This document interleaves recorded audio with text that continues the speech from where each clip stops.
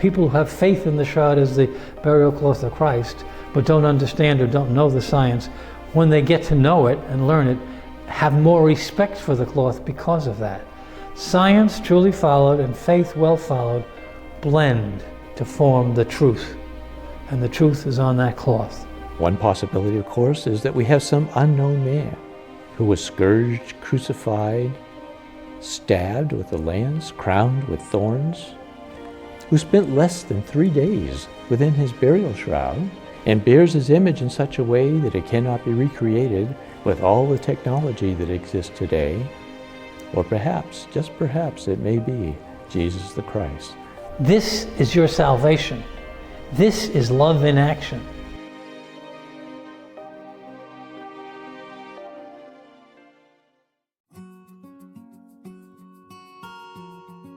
The St. Raymond Nonnatus Foundation, in partnership with Patchwork Heart Ministry and Fiat Ministry Network, presents a podcast for families in crisis. Hello and welcome to a podcast from the St. Raymond Nonnatus Foundation for Freedom, Family, and Faith. Ann DeSantis here with our board president, Mickey Kelly. Mickey, welcome. Hi, Ann. Great to be here.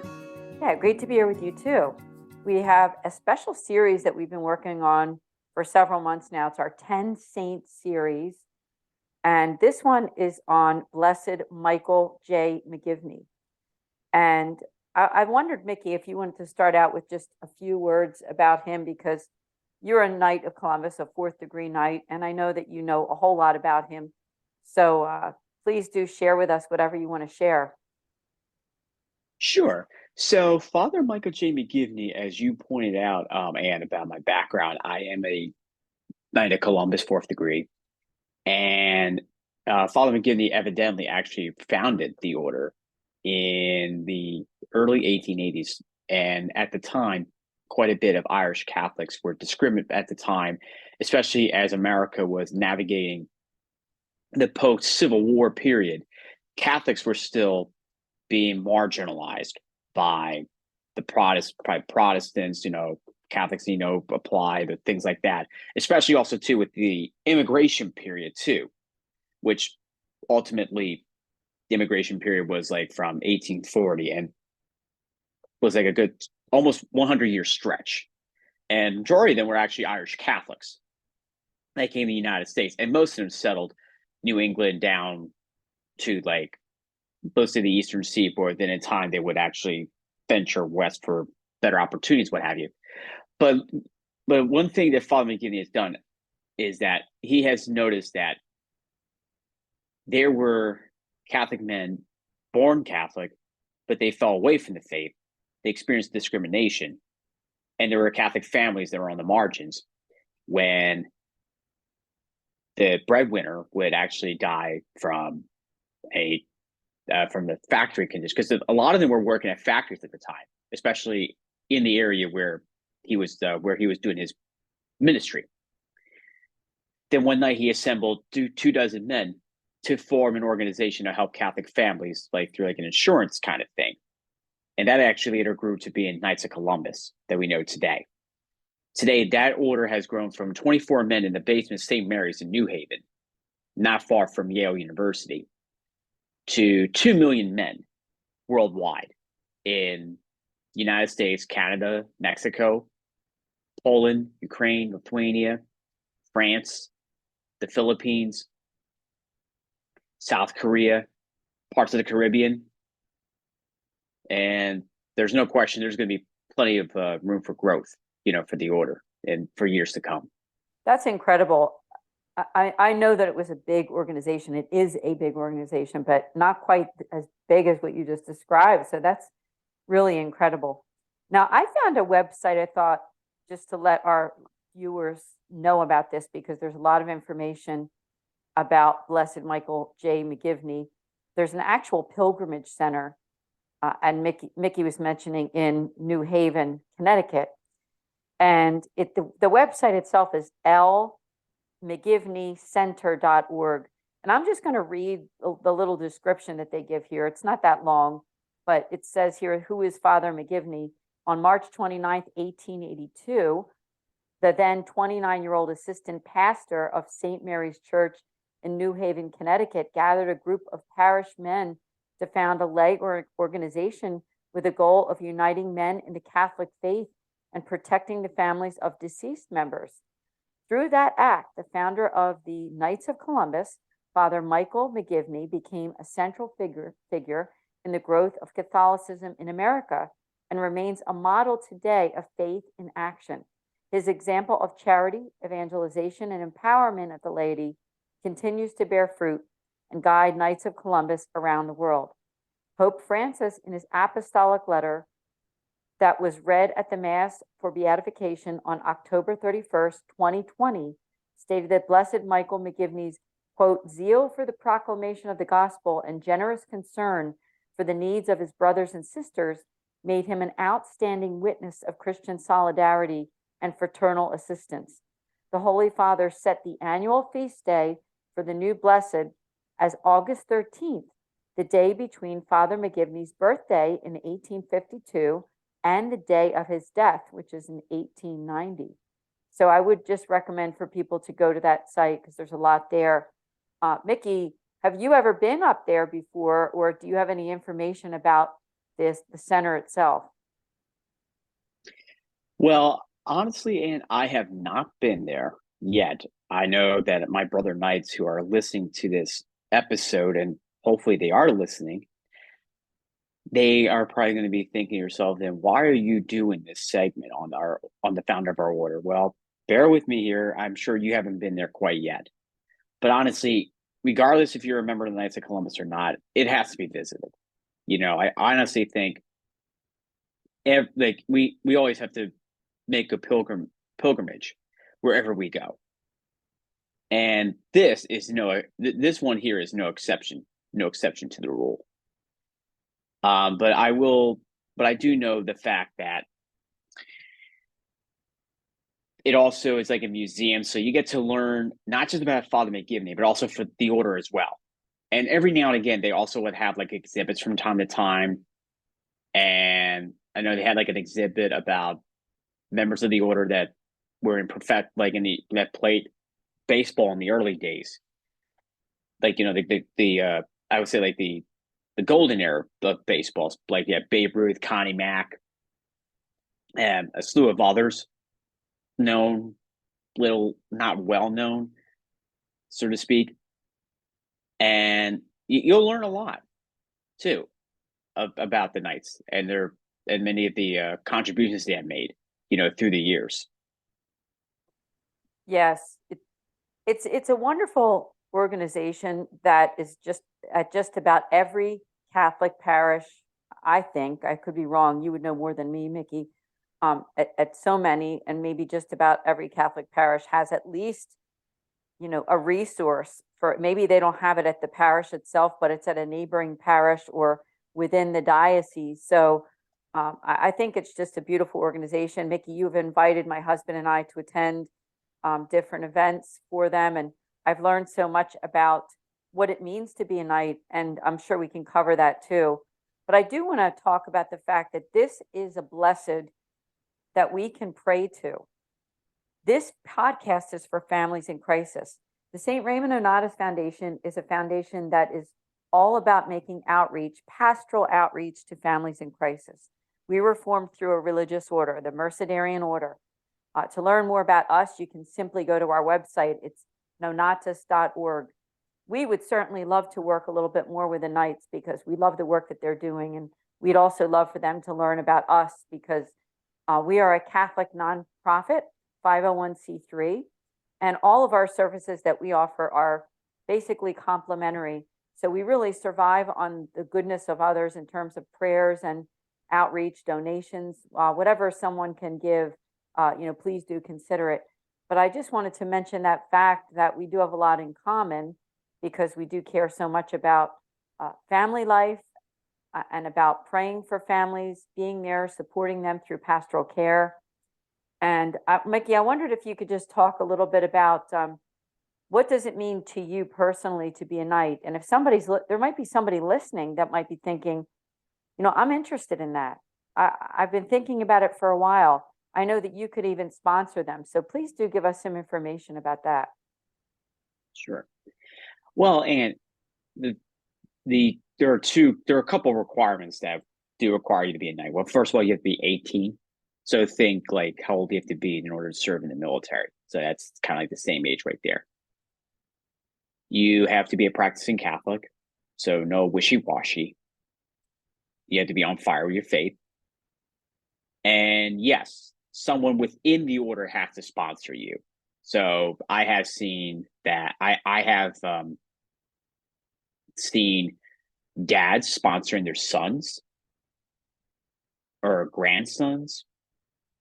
I've seen uncles sponsor nephews. I've seen, friends sponsor a friend, and the list goes on. That's one thing that I have seen. Another thing that I also have seen, and I've gotten to know some members of the order. Like I remember one guy, he got some of his best friendships through guys that joined the Knights of Columbus, to the point where they all would travel together, vacation together, party together. The list goes on. And you never know what could happen the moment you become a Knight of Columbus.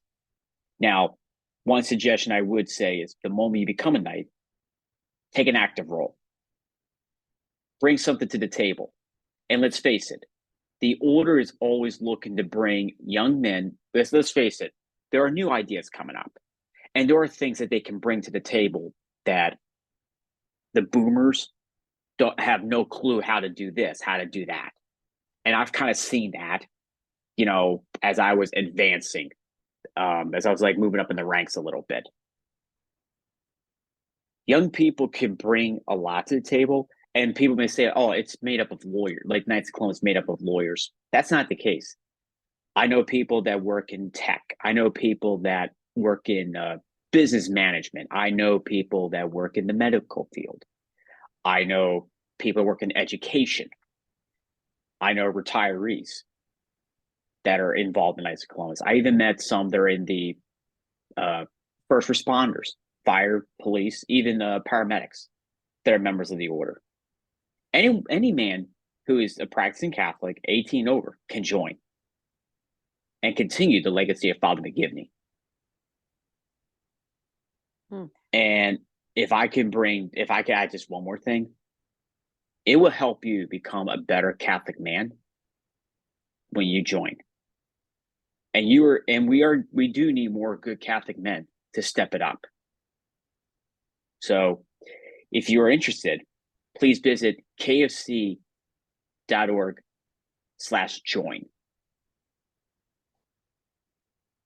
Wow, Mickey, that's great information. And I've seen it in action in your own life. And I know you shared with my husband and I that you've been a Knight since you're 18. And you mentioned the benefits of joining, and that can be for any, at that age of 18 and over. So just making that call out to people who are listening. Maybe it's for yourself, maybe your son, your husband, your brother, whoever that is, even a neighbor, somebody that you go to church with. You might want to encourage them. Sometimes people just need a little bit of encouragement to take a step. Now, I do have to mention that Blessed Michael J. McGivney, he does need our prayers because he's not an official Catholic saint yet. Now, there is a website that I just found, and Mickey just mentioned that website. It's kfc.org, and there is an actual page there for Blessed Michael McGivney where you can report favors. There's liturgical resources. There's a new documentary that explores the life, legacy, and impact of Michael J. McGivney. And there's a prayer card, information about the Pilgrimage Center again, joining the Guild. I mean, there's a whole lot of information there. And even when Pope Francis did an Angelus address on Michael J. McGivney, and that's on the website, the date of that was actually not too long ago, it was November 1st, 2020. You can watch the video and also read the full text too. So talk about that, about Mickey. I know that you have a heart for saints and praying to saints and asking for their intercession. It was your idea, and I thank you so much to do this podcast on Michael J. McGivney, Father Michael J. McGivney.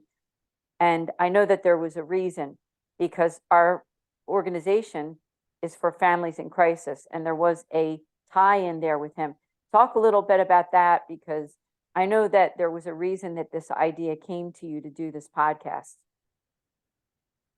Well, and one of the things that I would like that I actually came up with the idea of including Father McGivney in this episode is because Father McGivney is, and I kind of alluded to this a little bit earlier that I was giving him an overview.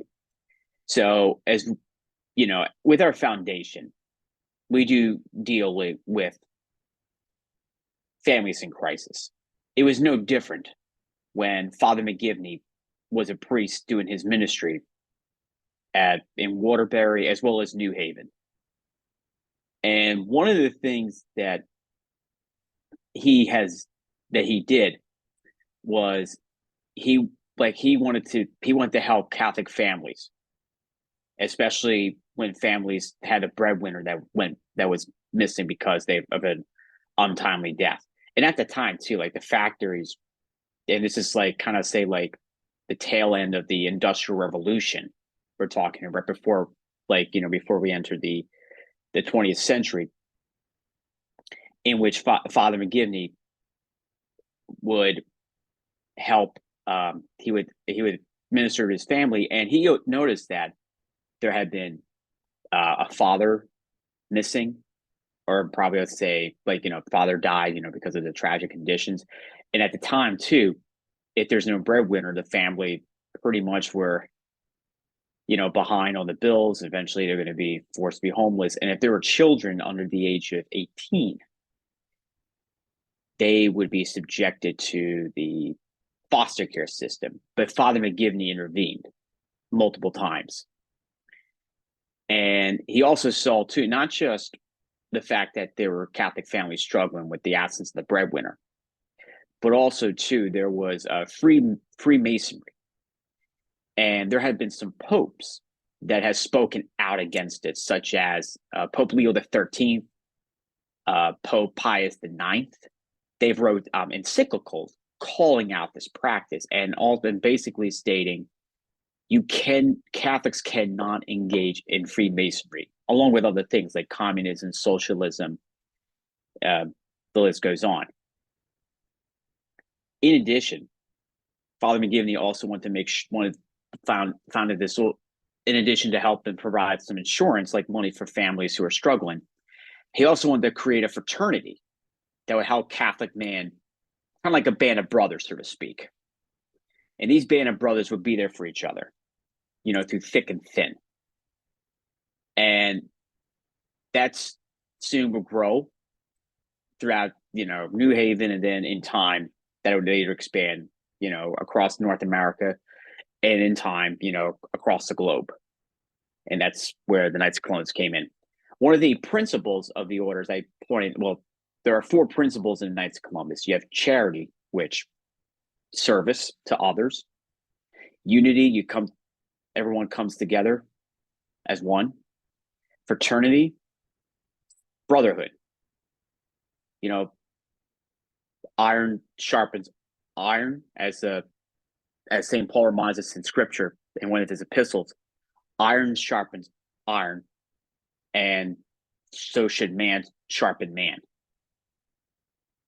And the final principle is patriotism, love of God and country.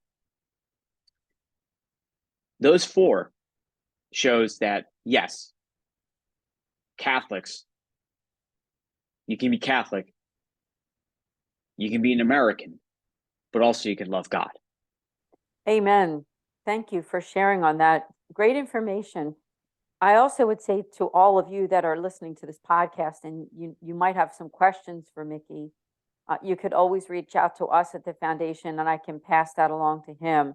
Just go to nonnatus.org on our contact form and easily get in touch with Mickey if you have questions, especially if you or someone needs a sponsor too. I'm sure he'd be happy to do that. I also want to refer again to that website that I just told all of you about. It's kofc.org again. Now they have a page called Our Mission. I thought that this page is well done because it just gives kind of like some basic information about the knights. Now, remember, when we talk about the knights, we're also talking about the mission of this blessed man, Father Michael J. McGivney. So there's always that connection too. It says that charity is the heart of our work and our faith. It always has been. For the Knights of Columbus, charity means supporting a virtually boundless variety of projects. Also, faith is the commitment to charitable service. It's just one of the many ways that they express the Catholic faith. And they're here to build a daily bridge back to what matters for our members and for fellow Catholics. It also talks about membership on the page and about insurance. And now we don't need to get into a lot of details about that, but you can find out about the insurance that's provided through the Knights of Columbus there, their asset advisors, and about their code of ethics and conduct. There's so much, there really is. There's just so much to learn. And I would just say again, when you do your prayers, to please do intercede for his sainthood. And if you have something in your life, you know, that you want to ask for his intercession, please do remember to continue to do that, because what a saint needs is to have those recorded miracles and things that happen that need to be brought forth to the Vatican so that they can know exactly what is happening in terms of this saint to be, we'll call him, right? Father Michael J. McGivney. Mickey, did you have any words to say about that? Because I know it's very important for us to pray, isn't it? Absolutely, Anne. And let's face it, I'm sure anyone can take a miracle, and it's not just for Blessed Michael McGivney, but there are so many that, in God's eye, they are saints. But here on earth, like, it takes a long process, of course, because it's happened, and they become saints in God's time. Although I'm sure many of those who have, clauses for canonization, they are in heaven with the other communion of saints, the angels and saints, and of course, God. But there's nothing wrong with continuing to pray for them. And as you said, Anne, yes, they do ask on that same website that you described to report favors, request prayers. In fact, the miracle that Father McGivney had, that paved the way to his canonization, is Father McGivney interceded for a family that actually had excuse me, that requested the people to pray. And at the time, there was they had a child that was going to probably die, like, in the womb, but it turned out the baby wound up being born with Down syndrome. And also to also check out, like, I think there's like a documentary on the YouTube channel for the Knights of Columbus. Feel free to check that out as well. And as you said to Nate, if you're a member, also consider joining the guild. It's no cost to you, but there are quite a bit of benefits to it. So, don't pass up on that opportunity. And also, if I could add one more thing to this, if you're interested in reading the official biography of Father McGivney, read Parish Priest, and is written by Douglas Brinkley, and he has written some historic biographies over the years, and I think he's a New York Times bestseller. And this one, I was like really amazed that he was able to write something on the founder of our order. So that's really great to see that he's, some unsung heroes of the 19th century and so on and so forth. We do need to hear their stories more. Yeah, it's very important to educate, to learn, to watch documentaries, to read good books about the saints, and to pray, and to have an open heart too, because you can't move forward in faith in any way if we don't have an open heart. And I think that when you intercede to Blessed Michael J. McGivney for yourself or for your family, You know, it's such a comfort to know that we as Catholics can intercede to holy people and helping us to overcome some of those hurdles of life and in faith so that we can trust God much more than we do. And of course, that's a lot of what it's all about, is being able to trust the Lord in all things, even when we go through adversities. Now, there's another part on this website that I'm looking at, the kfc.org. It's under Our Faith, and there's some resources there. So I definitely wanted to mention that. It says on this page that their goal is to help men, their families, and their parishes to grow closer to Christ. Through our programs and resources, we, meaning the Knights of Columbus, provide opportunities to live and spread the Catholic faith. Now, there are faith resources here, and under Building the Domestic Church, it says that the Catholic family has the same mission as the church, to pray together and to build each other up in the faith. And then there's a learn more link. So be sure to click on that, because I know that they're a great resource. Now, Eucharistic revival is something that we're all doing as Catholics over these next, 2 to 3 years, because throughout the country and throughout the world, many of the dioceses and archdioceses are really putting it out there for Catholics to understand, love, and have a deeper devotion to the Blessed Sacrament. And on this very page that I'm just reading from, there's a page called Eucharistic Revival, and it says, renewing the church by enkindling a living relationship with the Lord Jesus Christ in the Holy Eucharist. And it says, learn more. So check it out. There's also Catholic information services where you can learn more, and something called Into the Breach, which it says that it's a 12-episode video series that breaks down and explores the virtues of Catholic masculinity. That looks interesting as well. There's a monthly challenge and also information on St. Joseph. So I think, when you go to websites like this and you join the guild and you send in a prayer request and you watch some of the videos and just learn as much as you can and help them to spread the word about the Knights of Columbus and praying for this blessed man, Father Michael J. McGivney. Mickey, did you have anything else that you wanted to share about him in terms of, to those people that are listening to this podcast? These are our audience, the families in crisis. You might even have some audience listening that are Knights of Columbus, so we also welcome them and ask them to subscribe to our YouTube channel. It's called Philly Nonnatus, Philly like the city, Philadelphia, Nonnatus. Just go on there and you can listen to great podcasts just like this one that come out twice a month. And the hosts are myself and Mickey. So whatever you want to share, Mickey. I would just say that, maybe just to wrap up, maybe as a wrap up, I would say,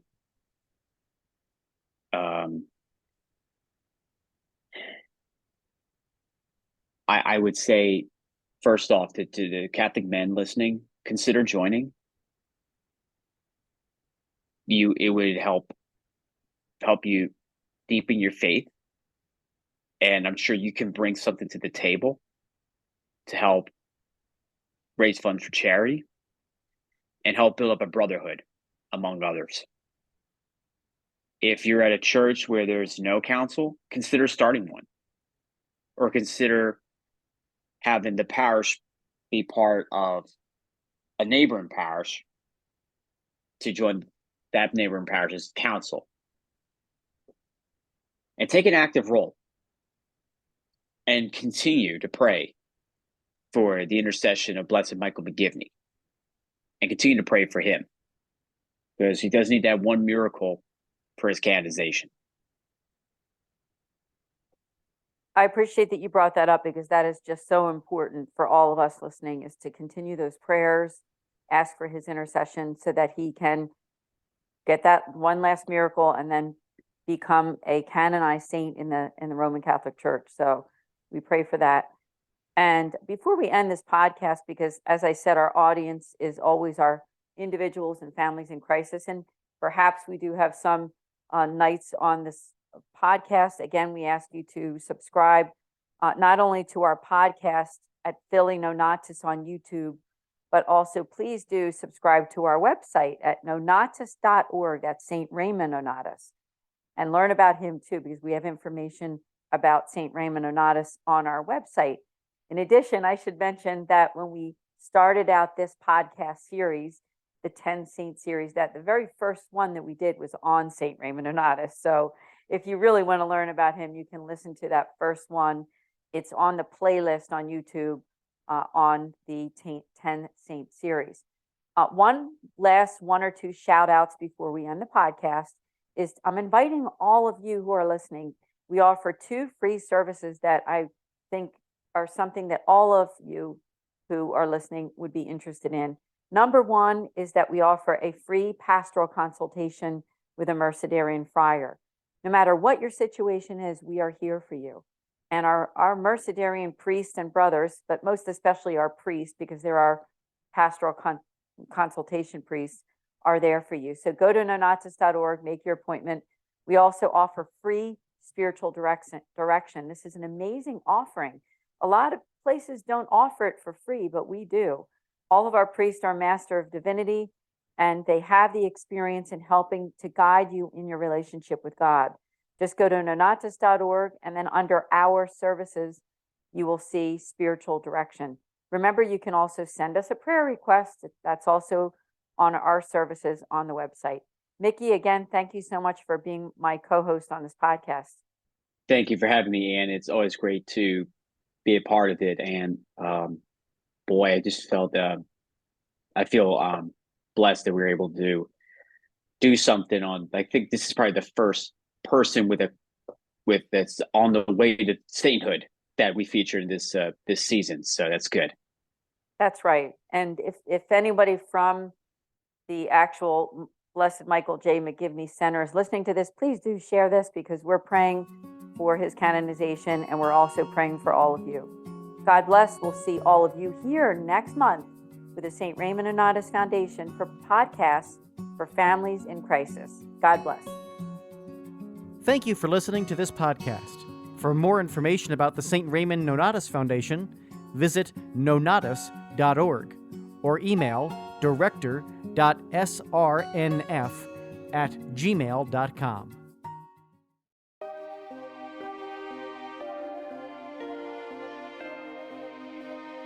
People who have faith in the shroud as the burial cloth of Christ, but don't understand or don't know the science, when they get to know it and learn it, have more respect for the cloth because of that. Science truly followed and faith well followed blend to form the truth, and the truth is on that cloth. One possibility, of course, is that we have some unknown man who was scourged, crucified, stabbed with a lance, crowned with thorns, who spent less than 3 days within his burial shroud and bears his image in such a way that it cannot be recreated with all the technology that exists today. Or perhaps, just perhaps, it may be Jesus the Christ. This is your salvation. This is love in action.